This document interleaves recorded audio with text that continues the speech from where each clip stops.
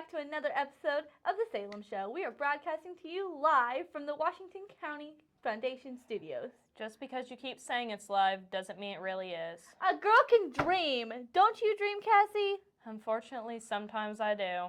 Ooh, what about?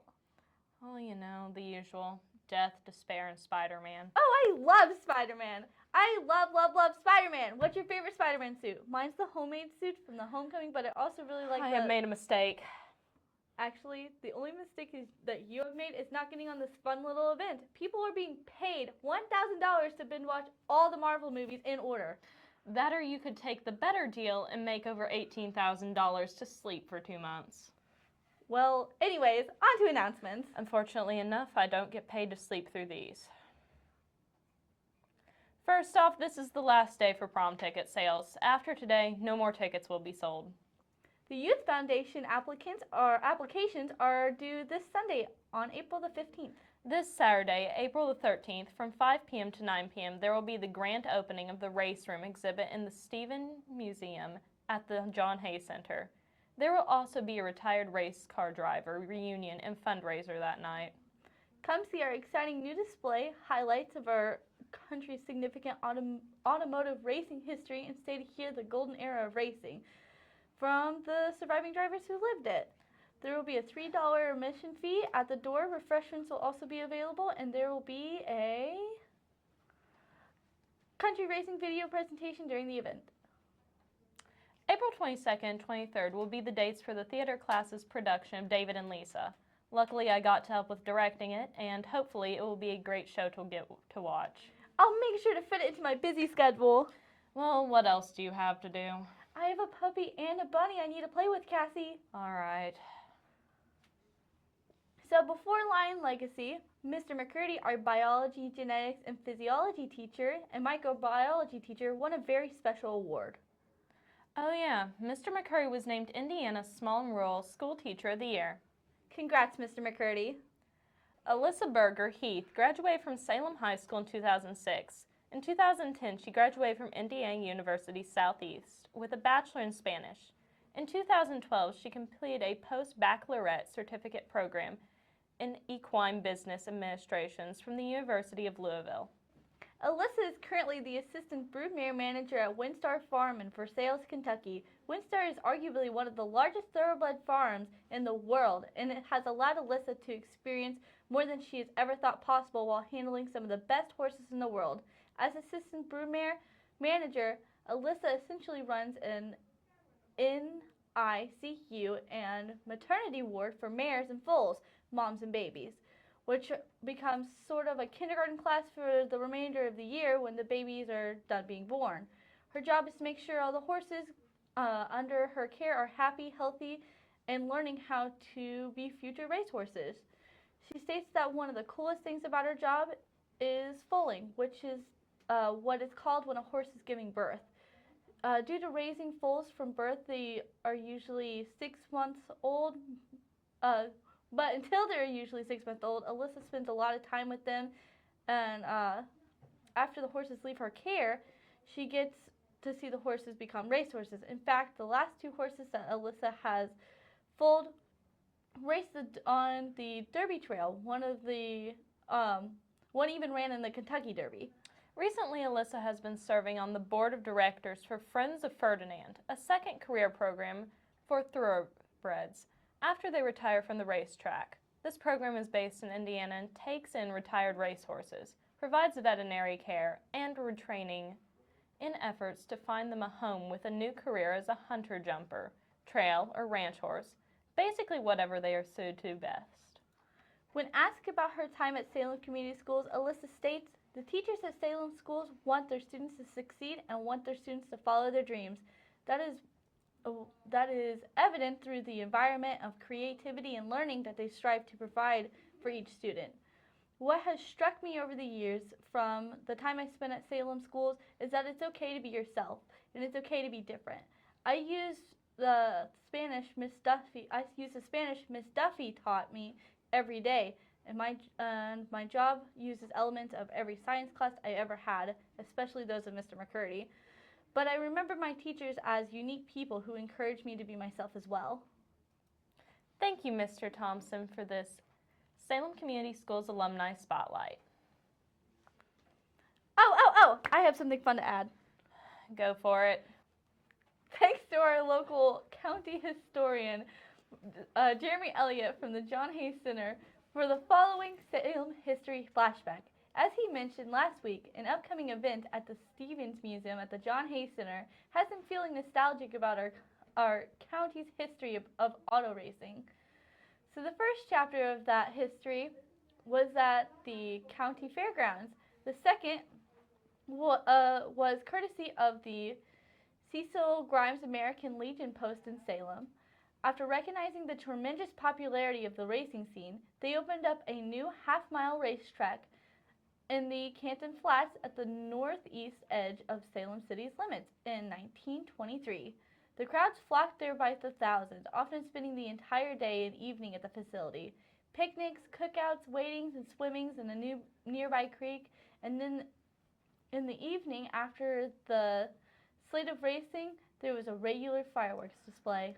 Tragically, at the Labor Day races in 1927, Salem Police Chief Ira Van Cleve was working crowd control along the back streets of the Legion Speedway when he was struck in the forehead by a flying loose wheel from a passing race car on lap 16 of the 25-lap feature event and killed instantly. The very same picture of Ira, seen below, is prominently hanging inside the Legion bar today. But he is not identified, and I would be shocked if anyone in the establishment could identify him, or why he might be memorialized on their wall. This photo right here is from the 1920s, and this one from early 1930s, as identified by the racing and spectator vehicles. Some of the largest congregations of humans in the history of the county occurred at the popular track, frequently drawing an excess of 10,000 to 12,000 spectators for their events until the hit of the Depression, which inevitably killed the track in 1933. It was sold off for farmland and has been used as such ever since, now belonging to Chris Fordyce. And this flashback falls right in line with an upcoming race event at our own fairgrounds racetrack this Sunday. Let's head over to Leah and see what it'll be like for the race.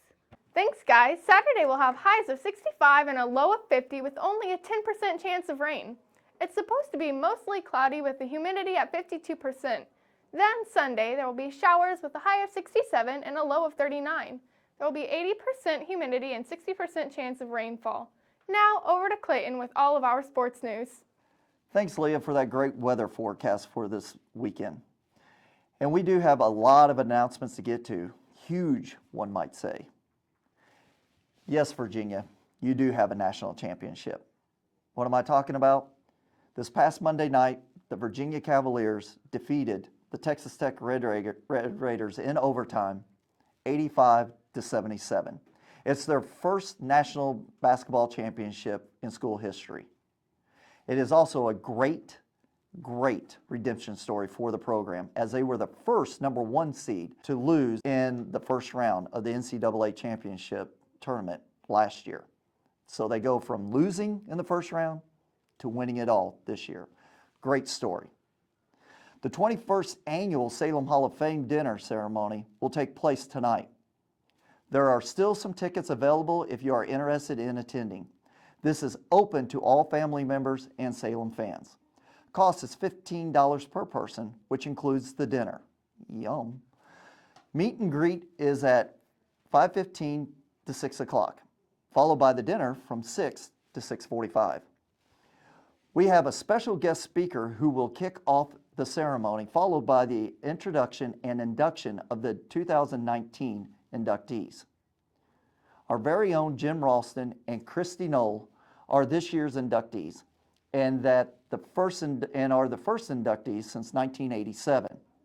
Contact the high school athletic office, Mr. Whedon, to purchase tickets or for more information at 812-883-3904.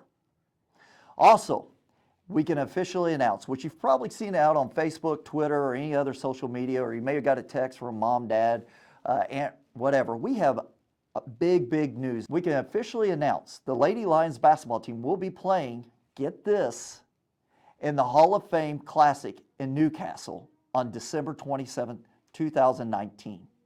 This is a very prestigious tournament and an honor. The success of our team, plus the return of a lot of our players next year, helped us receive consideration. The biggest thing was our fan support throughout the tournament. Helped us seal the deal, so thank you. Mark the date on the calendar and plan on bringing a huge crowd to Newcastle next December. We need everybody there and we need the support. Let's show them what Salem is all about and bring the noise. Congratulations to Coach Hickey and our very own Lady Lions basketball team. Now moving on, the Lady Lions softball team played Lanesville last Thursday and won 16-6. Then on Saturday, they played the school out west and won 6-0. They played Brownstown on Tuesday night and won in convincing fashion 21-5. Last Friday, the baseball team played the Paoli Rams and came up a bit short 7-12. They also took a couple of tough losses this past Monday and Wednesday night against Silver Creek and Providence. And if you don't know about their programs, it's not bad losses. Silver Creek was the runner-up state champion last year, and Providence is always in the state finals. We will have the rest of the results of this week's schedule next week.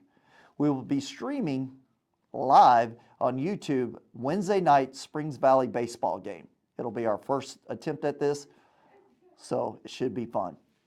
The Lady Lions tennis team got a huge conference win last Thursday night by beating Brownstown 3-2.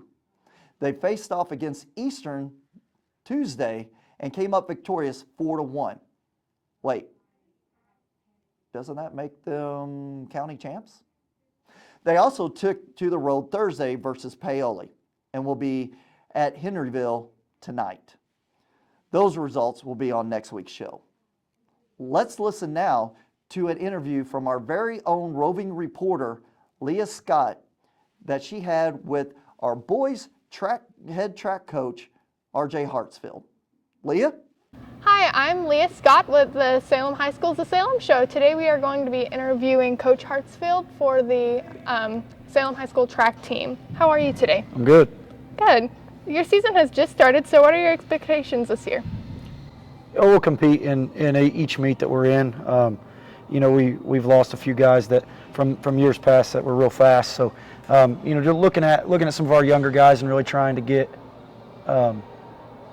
just get everything in order again, because we've kind of been mapped out for the last 3 years, knowing what we've have.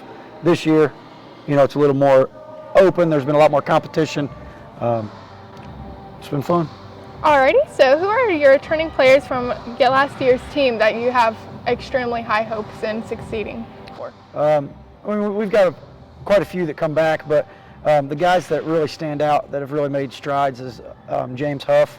He runs the mile and the 4x800 relay, and then he also runs the 2 mile, I think. So he's really improved his time, and he PRs each week, and that's kind of the goal for us, is just to individually PR each week, and if we can do that, I feel like at the end we'll have a chance to compete. So Absolutely. James has done a nice job. Emery Fisher's done a nice job. Those are distance guys, and I'm pretty new to the distance piece, so I've kind of let them decide their workouts and things like that. So they've done a nice job. Well, that's really great. What incoming players are you expecting to make an impact this year, other than James or Emery? Well, we have Zeph Bontrager's he's a distance runner. He's young, he's a freshman. He's going to be okay as he gets stronger and as he gets older. He runs well now, but just he's a freshman compared to seniors. But it's then still impressive to be able to do such long distances. Absolutely, yeah. I mean, and they do a good job. You know, Braden Cummings has really done a nice job with hurdles. I think he's won a few of our meets this year, and he's a freshman, so that's good stuff to see. We have a lot coming in to Salem to offer. So who are the top teams in your conference this year that you're working to beat? Silver Creek, they're always the team to beat in the track sectional and the track conference, just for the simple fact that, you know, they'll have 50 boys versus our 27 boys. You know, yes. So they just the selection that they have is, you know, and track's been a big thing down there. So, you know, we're just trying to we're trying to look at their times, look how we can compete and put ourselves in the best position. Absolutely. Is there anything else that you'd like to add for the season or for your viewers and fans? No, we just hope we have a great year. Absolutely. We'll be broadcasting some of the things and keeping up to date with a lot of the track and scores. So we hope to see a lot more of you guys. Okay, thank you. Thank you. Thanks, Leah, for that in-depth interview. Next week, she will have the interview with Coach Roger Bundy for the girls track team, and she'll be hitting the links and talking to coach of the Salem Lions golf team, Rhett Huffaker. Speaking of the Lions golf team, man, they're pretty good. The Lions golf team shot a 182 and defeated Trinity Lutheran, who shot a 191, yes, 9 points better. Austin, who shot a 212, I'll let you do the math on that one. Clarksville, who shot a 278.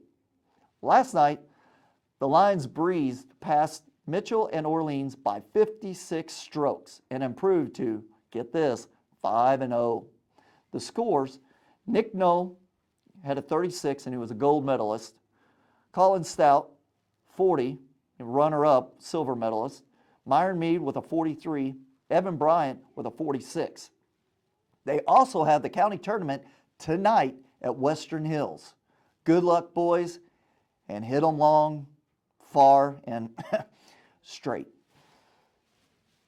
Now here's a fun sports story for you. Last summer, if you missed this, you missed a great story. Sister Mary Jo Sobiak went viral on social media when she bounced a baseball off her bicep, threw a perfect strike, and struck a pose for the camera before the Chicago White Sox game. Now, she's on the 2019 Topps baseball card. Sister Mary Jo, who is a member of the Dominican Sisters of Springfield, Illinois, autographed 260 cards Monday at the collectibles debut. She received $1,000 for being on the card and donated the money to a scholarship fund at the Marian Catholic High School where she teaches. Already honored with a bobblehead in her likeness, Sister Joe's athletic fame isn't over just yet. According to the Chicago Tribune, Sister Joe will throw the first pitch on Thursday before the St. Louis Cardinals game against the Dodgers. Sister Joe is no stranger to being on the field either. She played shortstop for her high school softball team in Minnesota and also played in college. Perhaps she'll have another trick up her sleeve for us. However, this reporter knows something. Sister Joe is not a very good base runner. Why? She doesn't like to steal. Man, my writers hate me or something. I don't get it. Anyways, here's your weekly dose of DDP. This week's message is character over reputation. Remember, play hard or go home. Diamond. Hey guys, it's me, DDP, and welcome to another Motivational Monday. Today it is June 12th, 2017, and today I want to focus on character. Now, I'm a baller. Since I was a little kid, I've been playing basketball, and one of my heroes was Coach John Wooden, one of the greatest collegiate basketball coaches of all time. He coached Kareem Abdul-Jabbar, Bill Walton, and so many others. His thoughts on character goes like this. Be more concerned with your character than your reputation, because your character is who you really are. Your reputation is merely what others think you are. It's like your Facebook versus your real self. Think about like who you really want to be and then be that person. It's all character driven. Your beliefs, your passions, your desires, you got this. Today I want you to write this down. My character is more important than my reputation. I really want you to write it down. I want you to put it on a little sticky note and put it on your mirror. And I want you to say it to yourself over and over again. Because if you make it a part of you, the more you say it, the more you're gonna own it. Because you want your character to become your reputation. Think about it.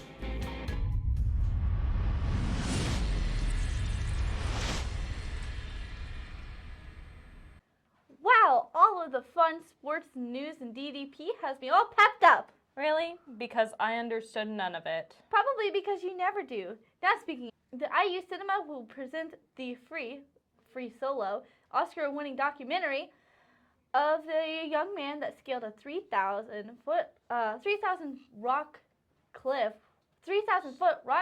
without rope. Professor Vickers says that there will be a couple of IU students there that rock climb as well and will bring equipment to answer questions about after the film. It'll be at Salem Public Library on Tuesday, April 16th, beginning at 7 p.m. The folks from IU will probably be there no later than 5 to set up their 12-foot screen and projection/sound equipment. This is brought to you by IU Cinema, Cicada Cinema, Washington County Chambers of Commerce and Tourism, and the Salem Public Library. On May 21st, at the Salem Public Library, there will be a showing of They Shall Not Grow Old. This film uses state-of-the-art technology and materials from the BBC and Imperial War Museum. Filmmaker Peter Jackson allows the story of World War I to be told by the men who were there. Life on the front is explored through the voices of the soldiers, who discuss their feelings about the conflict, the food they ate, the friends they made, and their dreams of the future. That's right. Now, let's hear from one of our new favorite segments, the Band Blast. It's concert week here once again in Bandland. Here are our upcoming events. Thursday, April 11th, 6th and 7th grade spring concert, 7:30 p.m. The 6th and 7th grade bands are preparing a variety of pieces for their concert. We have everything from Lion's Pride to steam-inspired High Voltage to Cake by the Ocean for your enjoyment. Friday, April 12th through the 8th. Friday, April 12th, the 8th and high school bands with the middle school choir concert for the 5th graders. Thursday, April 18th, Conrad music display and instrument fitting for the 5th graders from 4 to 7 p.m. at the Salem Middle School. Students in 5th grade will be coming over to try on instrument choices for the next year, assessed by professionals from Conrad Music. They and their parents may come anytime between 4 and 7 p.m. Friday, April 19th, IU Traveling Cabaret Theater Performance, 10:30 a.m., PAC for music students and other interested classes. Students from the Vocal Music and Theater and Dance Department of Indiana University will present songs and readings and dance that describes their journeys into the arts. Presented with the cooperation of the IU Center for Rural Engagement, we will send out a list of students to teachers that should be excused from class if possible. And we'll end it with this. Check out the very nice article on the IU Band and IU Band's visit to Salem, again, courtesy of the IU Center for Rural Engagement. The address is located at the bottom of the screen, and we will also have it linked on our YouTube page. Thank you for your support and all you do. Roar on. Well, you got to show up to your favorite thing, so now I can show mine. What is yours? Just a commercial I found at 2 o'clock one morning. Okay. Roll the clip.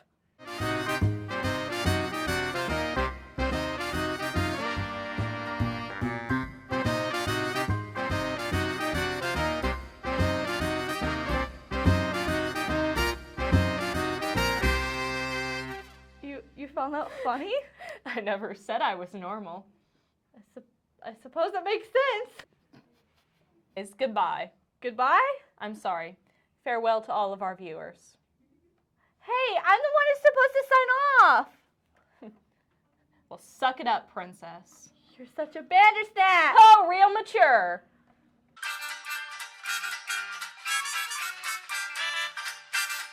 Baccalaureate? That's what it looks like. Baccalaureate. Already screwed that up, didn't I?